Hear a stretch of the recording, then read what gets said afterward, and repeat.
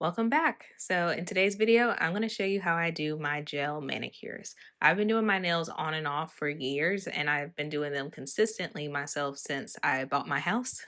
so so even before I got laid off, I started doing my nails myself because sacrifices needed to be made. However, doing your nails is pretty easy as long as you have patience and a steady hand. So I'm going to walk you through what I do. So first, I shape my nails. This part is really, really important. You know, like when you go to the nail salon and then you tell them what shape you want, and then afterwards you see like, ugh, the shape is off. And so now the whole design looks bad. Yeah, that's why you want to go really, really slow with how you shape your nails. And I like to do like an almond shape for mine. When you're done shaping your nails, that's when you want to get rid of any like dead cuticles. And so like pushing that back. So I use that cream and I like really rub it in, like massage it into my nail bed and kind of use it to like push back my cuticle. And all of the things that you'll see in this video are on my Amazon storefront. So if you want to get the things that I'm using, go ahead and check out that link. It's in the description box or in the comment section down below. And so this part is really important because if you leave that dead skin on, that's going to make your nails lift.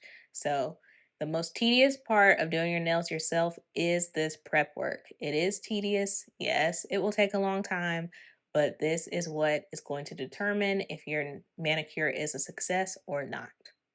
When you're done with that, I take this pumice stone. I don't really know what this is called, but I use this to like buff out my nails. And so I do that until it's smooth.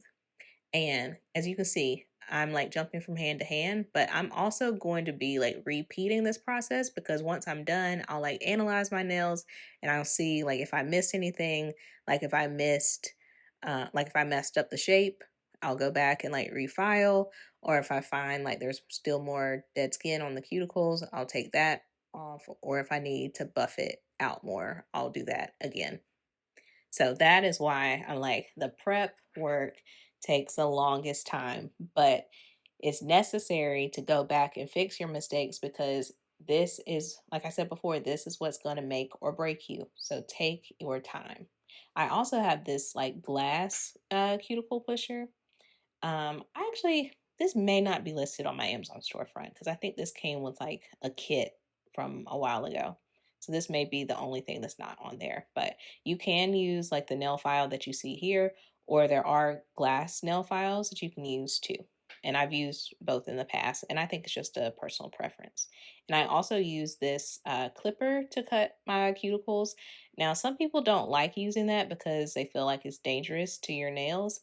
I feel like as long as where you cut, like if no blood appears, then that skin isn't alive anymore.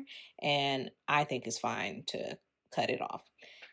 Also, I'm not a professional nail technician, so all of my knowledge is through my own personal experience and things that I have seen on YouTube and TikTok. So take all this with a grain of salt.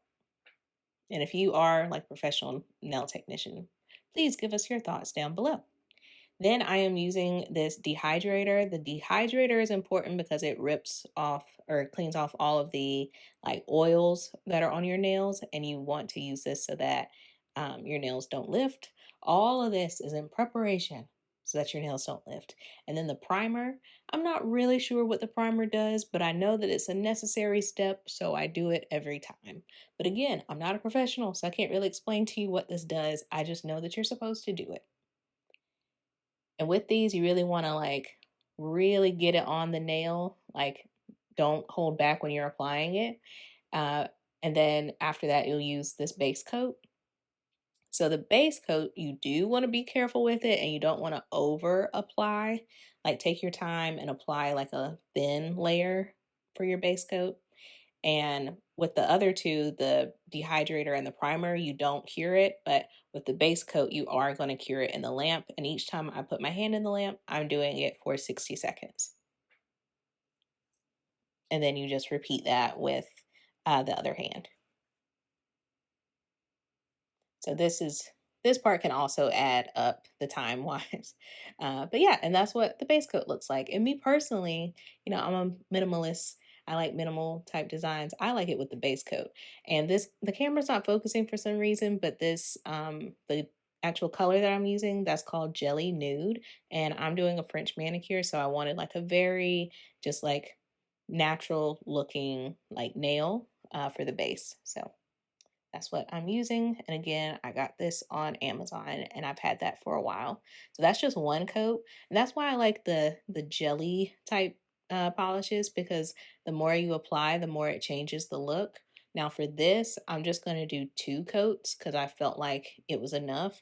If I was not doing a French manicure, I'd probably apply like three coats so that it looks more opaque. But since I'm going to add on the white design, it's not that important for it to be like super opaque. But two coats, I think, is enough to make it look the way that I want it to.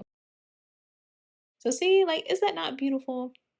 Is it not beautiful? It looks super classy.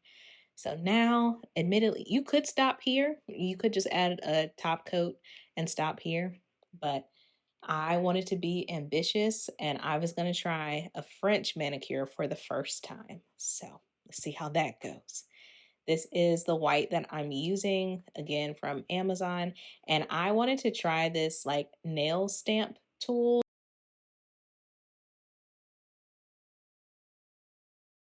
You apply the color at the top and then you like push your nail into it. It's supposed to create the shape of the French manicure. This looks so bad. I thought that it would work, but it didn't. I don't know what I did wrong. I don't like it. Ugh. I'm not sure what I did wrong, but it was an epic fail, like an epic fail. So instead, I already had these nail art brushes and I just kind of dipped it into the white and then I'm just going to paint on the design. So this will also slow you down, but the other way didn't work for me. So until I learn how to use it correctly, this is what I'll be doing.